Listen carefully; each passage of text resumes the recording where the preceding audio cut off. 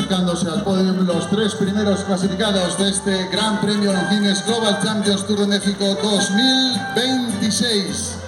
3 grandes jinetes que además han empezado muy fuerte esta temporada y que hoy han demostrado estar ahora mismo en uno de sus mejores momentos. Vemos que echan los 3 pie a tierra y por tanto vamos a proceder en un instante a la premiación de esta prueba.